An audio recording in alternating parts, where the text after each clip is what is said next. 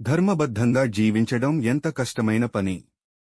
రాజ్యాన్ని, విలాసాన్ని వదిలి వనవాసాన్ని స్వీకరించడం సాధారణ విషయం కాదు. రాముడు చేసిన త్యాగం అయోధ్యను కన్నీటితడిగా మార్చిన ఘట్టం ఇది. ఇలాంటి ఎన్నో కథలు మున్ముందు చాలా రాబోతున్నాయి. అందుకే వెంటనే ఈ ఛానల్ను సబ్స్క్రైబ్ చేసుకోండి. శ్రీరాముడు తన తండ్రి దశరథుడు ఇచ్చిన మాటను శిరసా వహించాడు. అరణ్యవాసాన్ని సంతోషంగా స్వీకరించాడు. ఇది ఆయన ధర్మ బలాన్ని చూపిస్తుంది. సీతాదేవి తన భర్తతో కలిసి వనవాసానికి వెళ్లాలని నిశ్చయించుకుంది. లక్ష్మణుడు కూడా అన్నయ్య సేవలో ఉండాలని సంకల్పించుకుని వనవాసానికి సిద్ధమయ్యాడు. ఈ నిర్ణయం అయోధ్యలో చీకటి చిలికినట్లు చేసింది. కౌసల్య తల్లి తన కుమారుని వదిలి పంపలేక కన్నీళ్లు ఆపలేకపోయింది.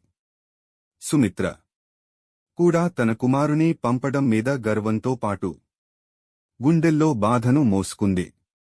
రాముని ప్రజలు తండ్రిని వదిలి వెళ్లిపోతున్న రామునని చూస్తూ విలపించారు.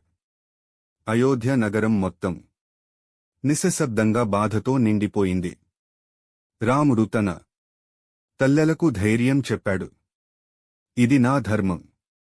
ఇది మా కుటుంబ గౌరవం. ప్రజలకు కూడా ఆశరు ఇస్తూ తన ధైర్యాన్ని వారికి నూరిపోశాడు. చివరకు రాముడు, సీత మరియు లక్ష్మణులు ప్రయాణానికి సిద్ధమయ్యారు. సుమంత్రుని సారథిగా తీసుకుని వనవాస ప్రయాణం మొదలుపెట్టాడు. రాముని రథాన్ని వెంబడిస్తూ ప్రజలు వేలాదిగా నడిచారు. వారిని వెళ్లిపోవద్దని ప్రాధేయపడ్డారు. కాని రాముడు ధర్మపథాన్ని ఎంచుకున్నాడు.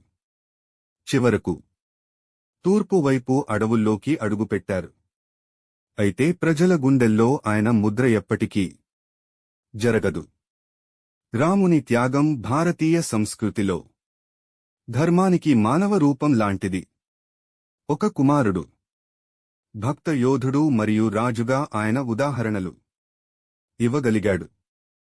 రామాయణంలో ప్రతి ఘట్టం మన జీవితానికి మార్గదర్శకంగా నిలుస్తుంది.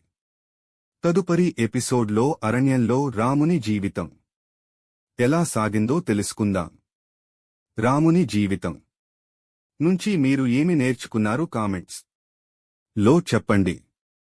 మీకు ఈ కథను నచ్చితే లైక్ చేయండి. ఛానల్ను సబ్స్క్రైబ్ చేయండి. ధర్మం మిమ్మల్ని ముందుకు నడిపించాలనుకుంటూ మేము రామాయణాన్ని మిమ్మల్ని చేరుస్తున్నాము. జై శ్రీరామ్ ఇన్ ఇంగ్లీష్.